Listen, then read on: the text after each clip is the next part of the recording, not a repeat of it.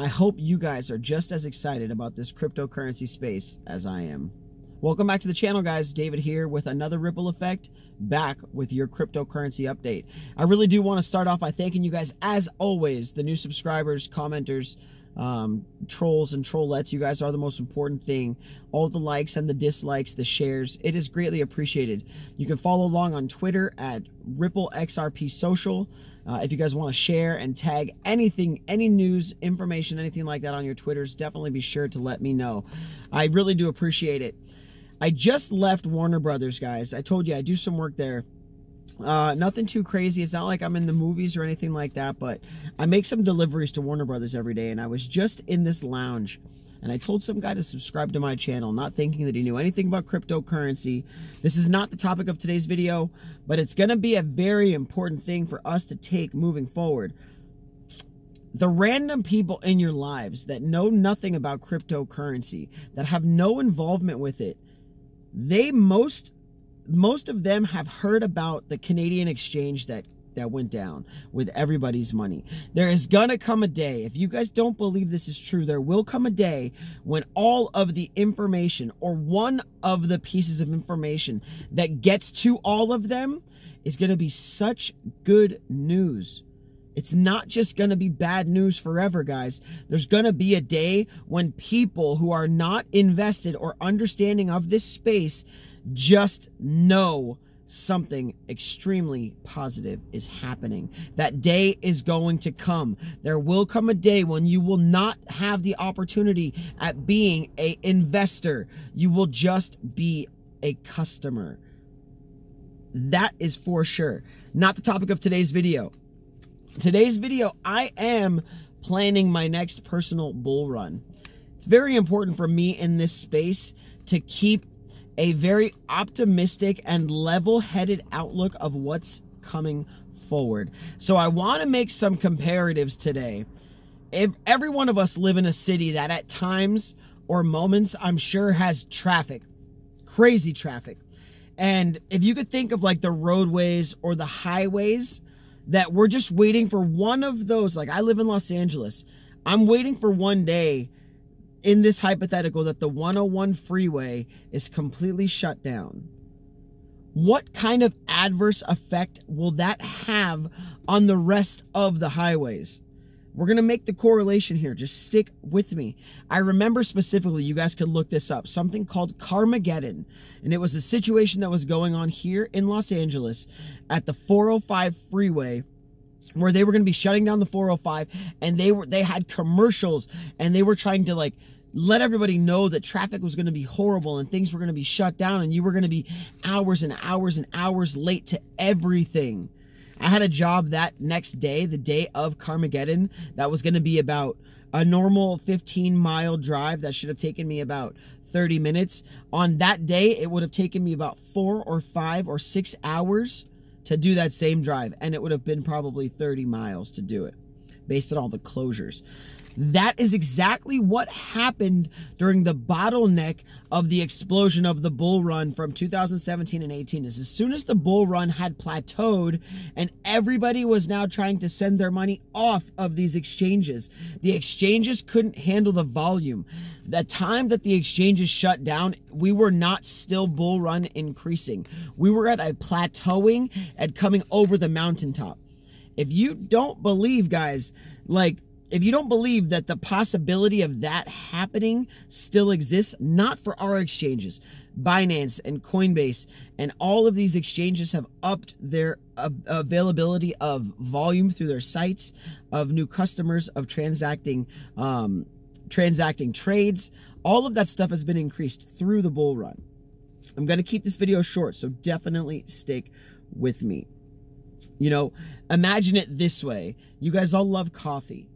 Imagine if 3 of the 10 Starbucks, 3 of the busiest Starbucks in your city all closed simultaneously on one day. Imagine what that would do to the rest of the Starbucks, or the rest of the coffee shops that weren't even Starbucks. On that day, in that city, there would be an inundated aspect of customers waiting in line, slow, running out of coffee, running out of product, try to bring that to Bakkt and Fidelity and all of these mainstream companies that are going to be coming into the fray. They're all going to release their products. They're all going to release their business models at some point. It's all going to happen. But when they experience their bull run for the first time, we're going to be experiencing it also. We might have a pre-bull run before them, before they get in, but they're going to get in and have a bull run. All of the clients that they give access to cryptocurrency will be looking to do the same thing that a lot of us did when the bull run was over in 2017 and 18, and that is to transfer your value back out of that asset, which means there's going to be a depletion from the Bakkt and the Fidelities. But what's that going to do? That is going to solidify the fact that the Bakkt platforms and the Fidelity platforms are working on a customer-based platform. They're not working on an investor-based platform. Our currency exchanges like Binance and Coinbase are going to have, I believe, an inflow of volume once those exchanges start to freeze up.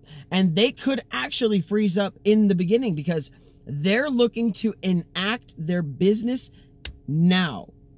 In the middle of all of this, Bitcoin and Ethereum and Ripple with XRP and the distributed ledger technology, they had their time to focus and to build. They didn't just have to get in. They didn't want to be the first and they didn't want to be the last. They had their time to build. These guys are all just needing to get in, which means there's an extreme possibility for latency, for issues, for if one of these highways shut down, if Bakkt shut down after they brought in $500 million or $1 billion, that $1 billion, there would be such an aggressive act on yanking that money out. But those people might already be cryptocurrency believers and investors.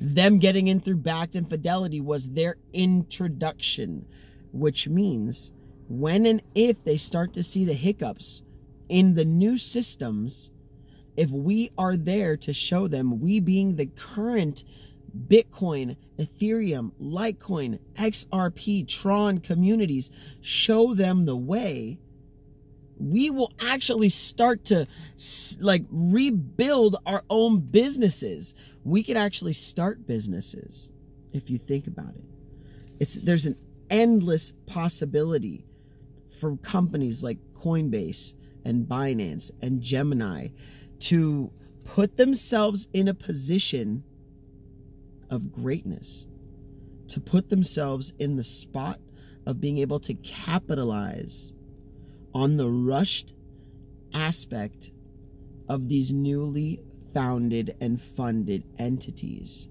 like the Intercontinental Exchange making Bakkt or Fidelity or whatever else. What do you guys think is going to happen? Do you really believe that every single random person, that a room full of random people is only going to forever know negative news articles about cryptocurrency? Or do you actually have the forethought to see what's coming down the road? And that is a possibility of a tokenization and a digitalization of everything, because of the fact that all of these old systems need to change. They need to grow. There has to be an evolution.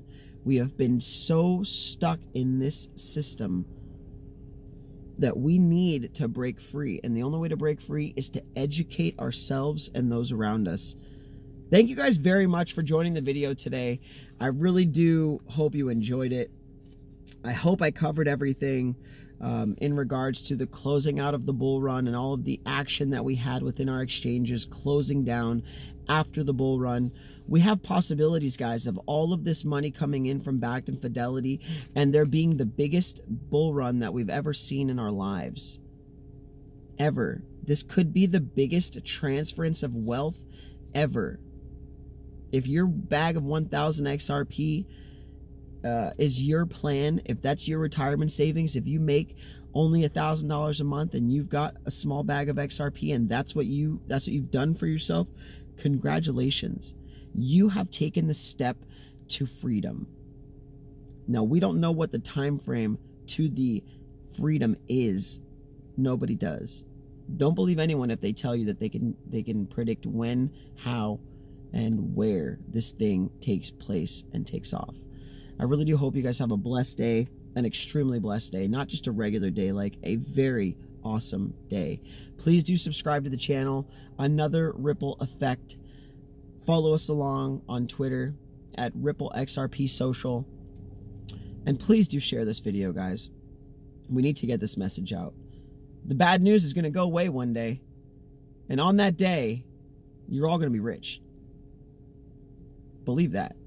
On the day that you walk into a room and you hear random people talking about cryptocurrency or Bitcoin or the amazing thing that they heard is coming down the pipeline, then it is going to be too late.